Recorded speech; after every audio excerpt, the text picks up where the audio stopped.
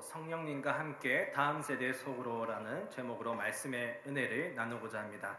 여러분, 우리 청소년 사역부 특성 잘 보셨습니까? 네, 잘 못 보셨어요? 네, 굉장히 잘하죠. 담당 사역자가 누군지는 모르겠는데 굉장히 아이들이 참 잘하는 것 같습니다. 여러분, 세대 차이가 난다라는 말을 들어보셨을 겁니다. 무슨 말입니까? 세대 간의 말과 행동 그리고 문화가 다르다, 그리고 차이가 난다는 의미입니다.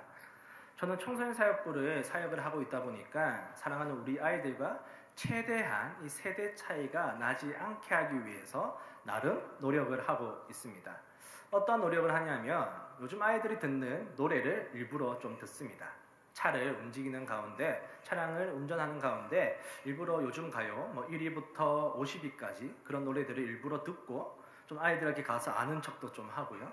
목사님 그렇게 신세대야, 신세대라는 표현 자체가 굉장히 올드한 표현이라고 하긴 하던데 그렇게 아이들에게 다가가곤 합니다. 그뿐만 아니라 요즘에는 주일에 이 정장을 벗어버리고 좀 더 편한 복장으로 아이들과 함께 예배를 드리고 또 아이들과 교제를 나누기도 합니다. 그런데 저의 그런 발행과는 다르게 어쩔 수 없이 아이들과 세대 차이가 나더라고요.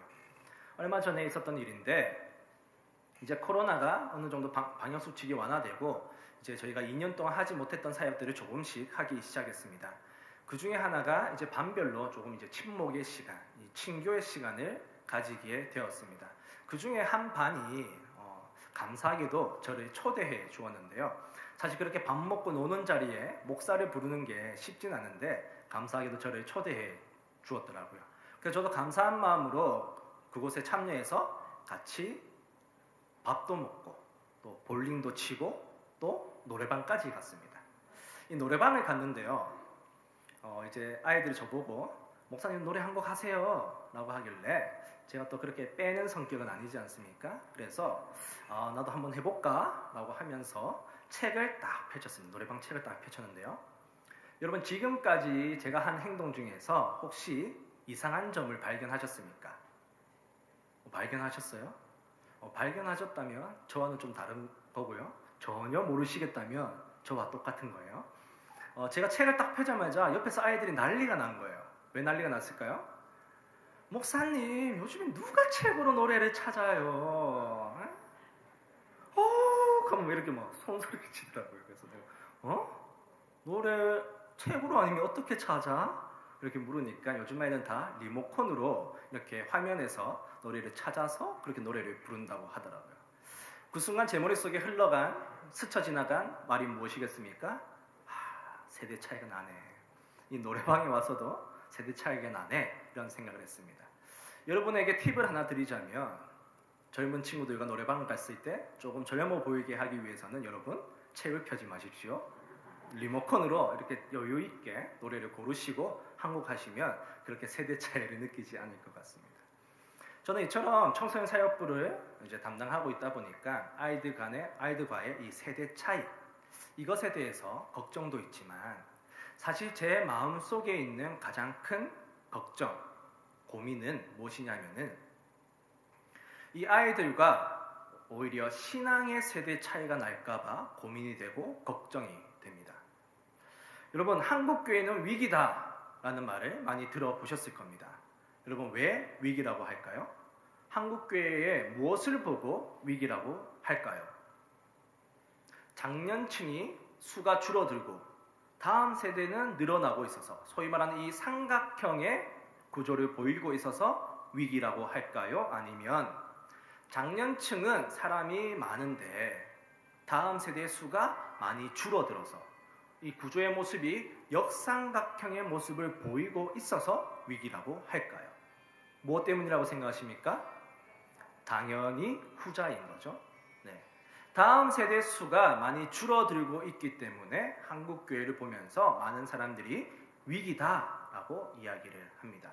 실제로 2019년도에 교단의 통계를 살펴보면요, 교단에 등록된 교회들 중에 절반에 되는 가량의 이 교회에 다음 세대가 없다라고 합니다.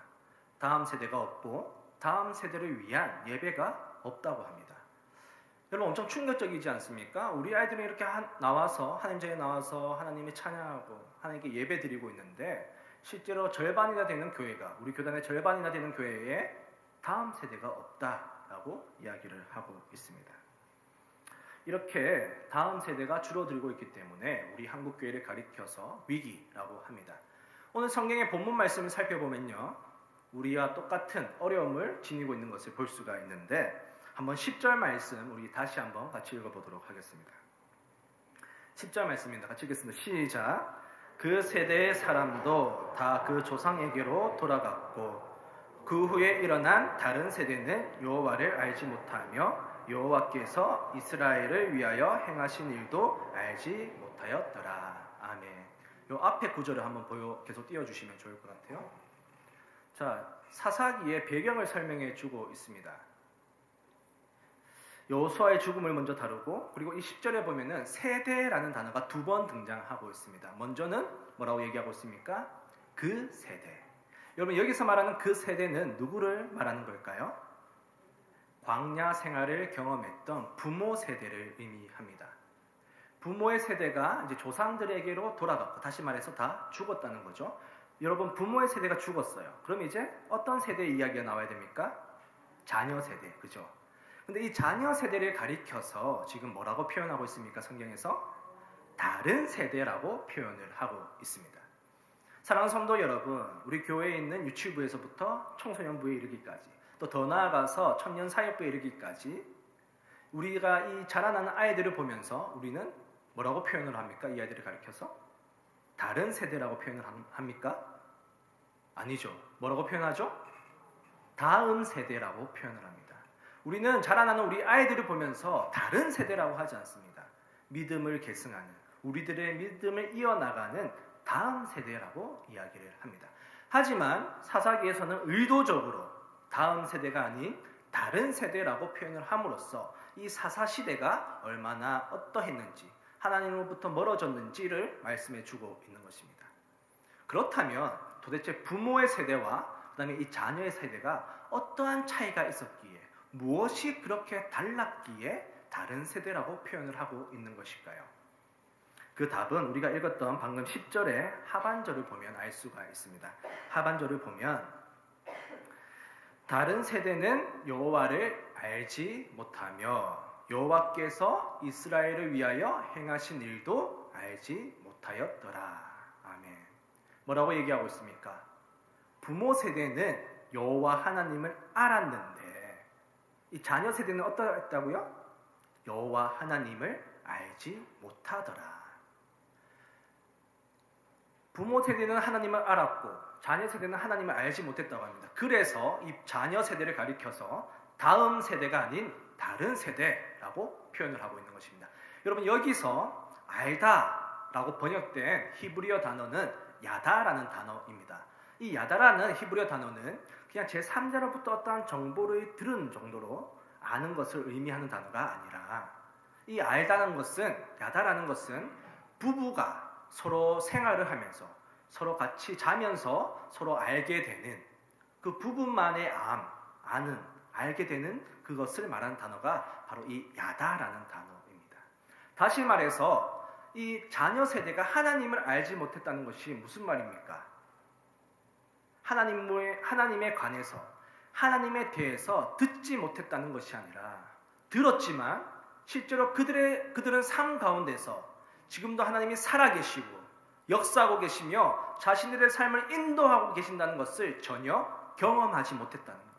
하나님을 마치 부부가 서로가 아는 것처럼 서로 관계를 맺으면서 서로를 경험을 통해서 알아가는 것처럼 아는 것이 아니라, 하나님을 경험하는 것이 아니라, 관계를 맺으며 하나님을 알아가는 것이 아니라 전혀 하나님에 대한 경험과 관계가 없었다고 성경은 말씀하고 있는 것입니다.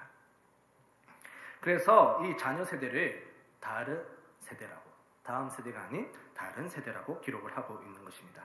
사랑하는 성도 여러분, 지금 자라나고 있는 우리 아이들, 지금 우리 교회에 예배를 드리고 뛰어놀고 있는 우리 아이들이 다른 세대가 아닌 다음 세대가 되어야 되지 않겠습니까? 하나님에 대해서 그냥 어느 정도 들어본, 아는 그 정도의 세대가 아니라 정말 지금도 하나님이 살아계시고 역사하고 계시며 나의 삶을 도우시며 내 삶을 인도하신다는 것을 삶 속에서 실제로 경험하는 그런 세대가 되어야 되지 않겠습니까? 우리 아이들이 다른 세대가 아니라 다음 세대가 되게 하기 위해서 여러분들은 지금까지 무엇을 하셨습니까? 저는 오늘 이 시간 여러분들에게 두 가지의 겉면의 말씀을 드리고자 합니다. 몇 가지를 말하겠다고요? 두 가지만 말씀드리겠습니다. 너무 많은 말씀을 드리면 또 시험이 되실까봐 두 가지만 말씀을 드리겠습니다. 첫 번째로 우리 아이들이, 사랑하는 우리 아이들이 다른 세대가 아니라 다음 세대가 되게 하기 위해서는 먼저 우리가 우리의 삶으로 신앙을 가르쳐야 됩니다. 무엇으로 가르쳐야 된다고요? 삶으로 우리의 신앙을 가르쳐야 됩니다. 다시 말해서 우리가 아이들에게 믿음의 본, 신앙의 롤 모델이 되어야 된다는 것입니다.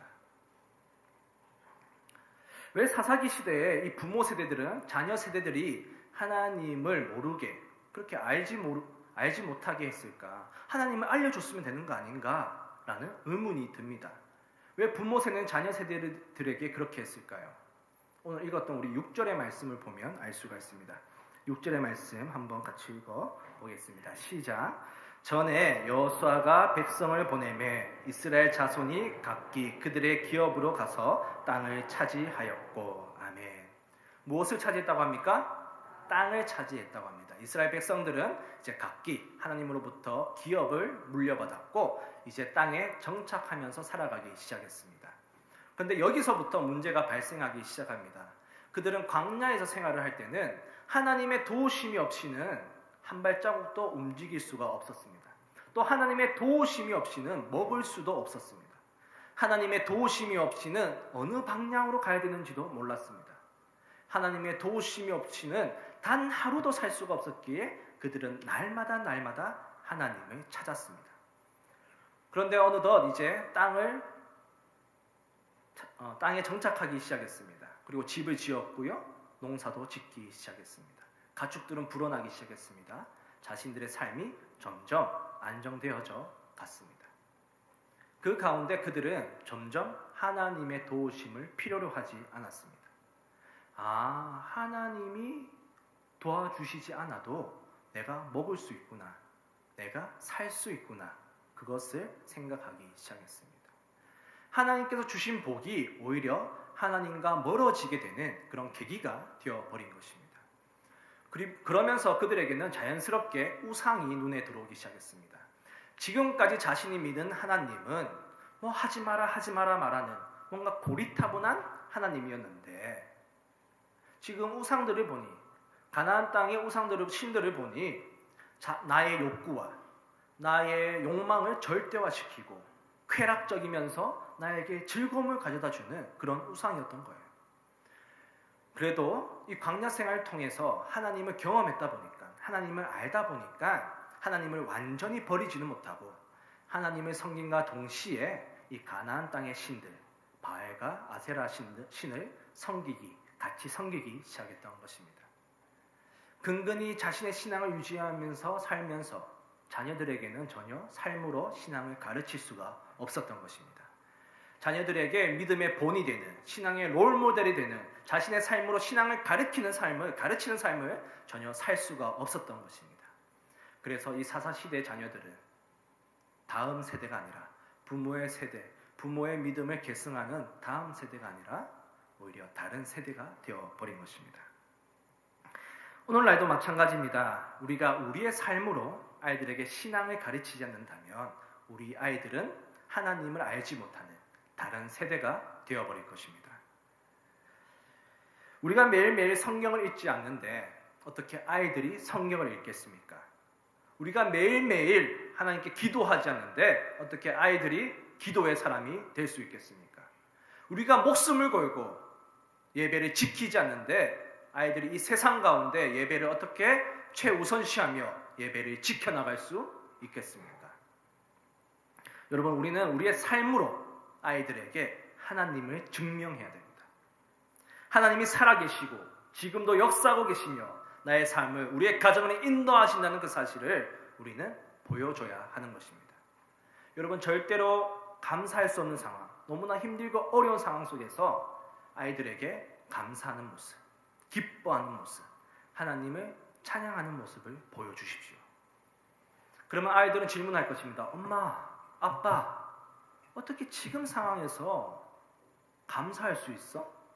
어떻게 기뻐할 수 있어? 어떻게 하나님 찬양할 수 있어? 이상한 거 아니야? 어떻게 된 거 아니야? 얘야, 너도 이번 기회에 한번 잘 지켜보렴. 하나님이 우리의 삶을 어떻게 인도하시는지, 지금 우리가 비록 어렵고 힘들고 감사할 수 없는 상황이지만 우리가 감사함으로 나아갈 때 하나님께서 어떻게 도와주시는지, 어떻게 인도하시는지 너도 한번 잘 지켜보렴. 그리고 실제로 하나님의 도우심과 인도하심을 아이들에게 나눌 때 그것을 보고 자란 아이들은 비록 아직 인격적으로 하나님을 만나지 못했더라도 하나님의 살아계심과 역사하심을 알게 될 것입니다. 바쁜 가운데, 정말 시간이 없는 가운데 아이들에게 기도하는 모습을 보여주십시오. 그럼 아이들은 질문할 것입니다. 엄마, 아빠, 잘 시간도 부족한데 왜 기도해? 왜 시간을 쪼개서 기도해? 왜 좀 더 자지? 왜 새벽 기도 왜 나가? 그냥 일에 좀 더 집중하는 게 좋지 않아? 엄마 건강에 신경 써야지. 얘야, 바쁘니까 기도하는 거란다. 엄마가 너무 정신이 없어서, 아빠가 너무 바빠서 내 생각, 내 뜻, 나의 계획대로 살아갈까봐 엄마 아빠는 매일 아침마다 하나님의 뜻과 계획과 비전을 묻는 거란다. 바쁘니까 기도하는 거란다. 이 모습을 보고 자란 아이들은 기도의 사람이 될 것입니다. 많은 사람들이 연휴라고, 주말이라고 놀러 갈 때 주일 예배를 지키는, 목숨을 걸고 지키는 모습을 보여주십시오. 그렇다면 그 아이는 세상의 그 어떠한 가치보다 예배를 우선시하는, 예배를 지켜나가는 그런 아이가 될 것입니다. 정말 이웃을 사랑할 수 없는 상황, 물질과 시간이 아무것도 없는 상황 속에서 오히려 이웃을 사랑하고 물질과 시간을 들여서 섬기는 모습을 보여준다면 그 모습을 보고 자란 아이들은 이웃을 사랑하라는 하나님의 계명이 무엇인지 깨닫게 될 것입니다. 정직할 수 없는 상황, 세상 속에서 정말 올바르게 살아갈 수 없는 상황 속에서 하나님의 말씀을 근거해서 정직하게 올바르게 살아가는 모습을 우리 아이들에게 보여주십시오. 그 모습을 보고 자란 아이들은 세상이 아무리 거짓되고 혼란스러워도 하나님의 말씀 위에 서서 올바르고 정직하게 살아가게 될 것입니다.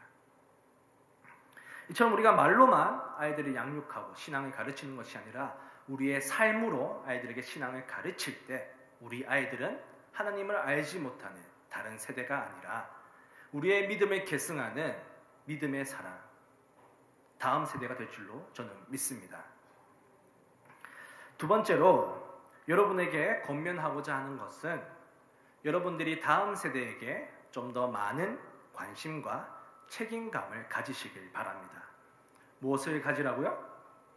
관심과 책임감을 가지시길 바랍니다.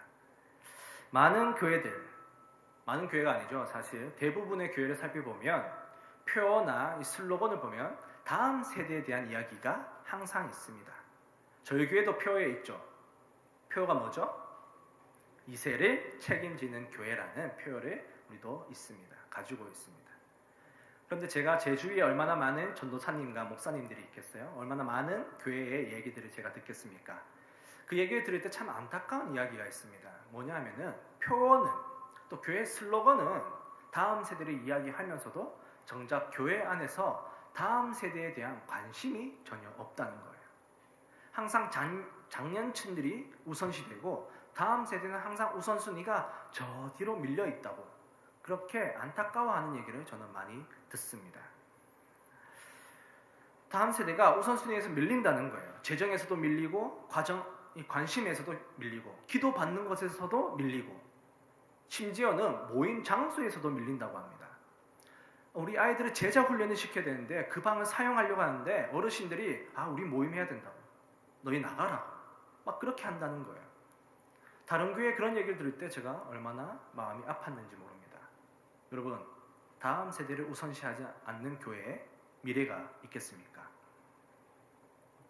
성경을 보면 이 성경에서도 자신의 자녀 그리고 이 다음 세대에 전혀 관심이 없었던 한 인물이 있습니다. 떠오르시는 분이 혹시 있나요? 네, 바로 히스기야입니다. 의외죠. 여러분 히스기야라고 하면 우리는 어떠한 인식을 갖고 있습니까? 어떻게 알고 있습니까? 성경에 기록된 것을 보면 믿음의 사람. 여호와가 보시기에 하나님이 보시기에 정직했던 사람. 그리고 종교 개혁을 일으켜서 우상들을 섬기는 모든 산당들을 철폐했던 사람. 그뿐만 아니라 우리가 잘 알듯이 병이 들었을 때는 하나님께 기도함으로써 생명이 연장되는 그런 기적을 체험한 믿음의 사람. 그가 바로 히스기야입니다. 그런데 그의 아들 므낫세는 어떻습니까? 므낫세는 어떠한 인물이죠? 아버지가 다 무너뜨린 그 산당, 우상의 산당을 다시 다 복구했던 인물입니다. 그리고 일월 성신을 섬겼던 사람이고 또 바알과 아세라신을 열심히 섬겼던 악한 왕 중의 왕이었습니다. 이해가 안 되지 않습니까? 어떻게 그렇게 믿음의 아버지에서 그렇게 악한 왕이 나올 수 있는가? 우리가 처음에 얘기했던 것처럼 삶으로 분명히 신앙을 가르쳤을 텐데 어떻게 그런 악한 왕이 나올 수 있는가? 의문이 생깁니다. 그런데 그 이유를 찾아보면 이 히스기야의 태도를 보면 알 수 있는데요.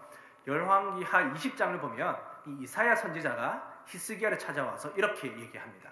왕이시여, 이제 곧 이 나라가 멸망하게 될 것입니다. 그뿐만 아니라 당신의 아들들 중에 한 명이 바벨론으로 포로로 끌려가게 될 것입니다. 여러분이 만약 히스기야라면, 여러분이 이사야에게 이러한 얘기를 들은 사람이라면 여러분 어떻게 행동하시겠습니까? 당장이라도 하나님의 전에, 하나님의 교회에 달려가지 않겠습니까? 하나님께 무릎 꿇지 않겠습니까? 하나님 제발 용서해달라고, 하나님 저희가 어떠한 죄를 지었는지 모르겠는데 하나님 알게 하시고 깨닫게 하시고 저희가 그것을 돌이키게 해주시옵소서, 하나님 이번 한 번만 제발 용서해 주세요 라고 기도하지 않겠습니까? 그런데 이 히스기야는 다음과 같이 이야기합니다. 20장 19절 말씀인데요, 우리 한번 같이 읽어보겠습니다. 시작. 히스기야가 이사야에게 이르되 당신이 전한 바 여호와의 말씀이 선하니이다 하고, 또 이르되 만일 내가 사는 날에 태평과 진실이 있을진데 어찌 선하지 아니하리요 하니라. 아멘. 자, 히스기야가 이사야를 향해서 뭐라고 얘기하고 있습니까? 당신의 말이 옳습니다. 맞습니다. 그런데 지금 내가 살아있는 동안에 이 나라가 태평하다면, 진실하다면 된 거 아닙니까? 그 당신이 말한 그 문제, 그렇게 큰 문제 아니지 않습니까? 라고 이야기를 하고 있는 거예요. 충격적이지 않습니까? 자신의 아들이 바벨론으로 끌려갈 수 있다고 하는데, 지금 나라가 망하게 되었다는데 이 히스기야는 괜찮다라고 얘기합니다. 나 하나만 잘 믿으면 되지, 나 하나 행복하면 되지 라는 관점으로 전혀 자녀들에게, 다음 세대에게 관심과 책임감을 가지고 있지 않은 모습을 볼 수가 있습니다. 여러분, 솔직히 우리 교회 다음 세대들에게 얼마나 많은 관심과 책임감을 가지고 계십니까? 우린 본당에서 예배를 드리죠. 이 예배당에 많은 관심을 가지고 계실 겁니다. 소리가 조금만 안 좋아도 여러분이 신경 쓰이실 거예요. 그리고 얘기도 하실 거예요. 그런데 여러분, 우리의 다음 세대 아이들이 지금 어떠한 환경에서 예배를 드리고 있는지 관심이 있으십니까? 혹시 마음을 가지고 지켜보신 분이 있으십니까? 지금 우리 아이들이 어떠한 곳에서 본과 공부를 하고 있는지, 어떠한 곳에서, 어떠한 부서실에서 쉬면서 놀고 있는지 관심을 가지고 지켜보고 계신 분이 있으십니까? 아이들의 환경이 좋지 않다는 게 아니에요. 어떠한 우리 다음 세대 아이들에게 관심과 책임감을 가지고 계신지, 그것을 묻는 것입니다. 사실 많은 성도님들이 우리 다음 세대 아이들에게 관심과 책임감을 가지고 계신다는 것을 저는 너무나 잘 알고 있습니다. 우리 다음 세대 아이들이 소풍을 간다고 하면요, 또 간식으로 챙겨주시는 분도 계시고, 또 찬조로 또 도와주시는 분도 계십니다. 또 우리 고3 아이들이 수능을 치고 너무 고생했다고, 수능을 치면 너무 고생했다고 밥 한 끼 한번 대접하고 싶다고 또 찬조해 주시는 분도 계십니다. 그뿐만 아니라 지나가는 아이가 너무나 예뻐서 밥 한 끼 한번 사주고 싶다고 또 아이에게 밥을 사주시는 분들도 계십니다. 물론 제가 아는 게 다가 아닐 것입니다. 저는 제가 아는 건 정말 10분의 1도 안 될 줄로 믿습니다. 또 각 부서에 필요한 것이 생길 때마다 시간과 물질로 섬겨주신 분이 분명히 계십니다. 저는 이런 것을 볼 때 그래도 우리 교회는 아직 미래가 있구나. 그래도 우리 교회 다음 세대는 그래도 희망적이구나 라고 생각을 합니다. 그러나 여러분, 더 많은 관심과 책임감을 가지셔야 합니다. 우리 아이들이 하나님 앞에 바로 서도록, 하나님을 바로 믿도록 여러분이 좀 더 신경을 써주셔야 합니다. 그것이 믿음의 선배들의 역할이지 않겠습니까? 우리가 다음 세대에 대해서 관심을 가지고 책임감을 가지고 아이들을 가르칠 때 우리 아이들은 다른 세대가 아니라, 하나님을 모르는 다른 세대가 아니라 우리의 믿음을 계승하는 다음 세대가 될 줄로 저는 믿습니다. 저는 오늘 마지막으로 우리 다음 세대 아이들에게 축복의 말씀을 전하고 마치려고 합니다. 우리 청소년부를 포함한 우리 교회 모든 다음 세대 아이들에게 축복의 말을 전해주고 싶습니다. 많은 얘기를 하고 싶지만 저는 오늘 딱 한 가지의 말을 하고자 하는데요. 바로 우리 센텀 장로교회 다음 세대 모든 아이들이 믿음의 계승자가 되기를 주님의 이름으로 축복합니다. 여러분, 믿음의 계승자, 선배의 믿음에 이어나가는 계승자라고 하면은 혹시 떠오르는 인물이 있으십니까? 모세를 이었던 여호수아가 떠오르실 수도 있고요. 저는 엘리사가 떠오릅니다. 열왕기하 2장 9절 말씀인데요. 우리 한번 같이 읽어보도록 하겠습니다. 같이 읽겠습니다. 시작. 건너에 엘리야가 엘리사에게 이르되 나를 내게서 데려감을 당하기 전에 내가 내게 어떻게 할지를 구하라. 엘리사가 이르되 당신의 성령이 하시는 역사가 갑절이나 내게 있게 하소서 하는지라. 아멘.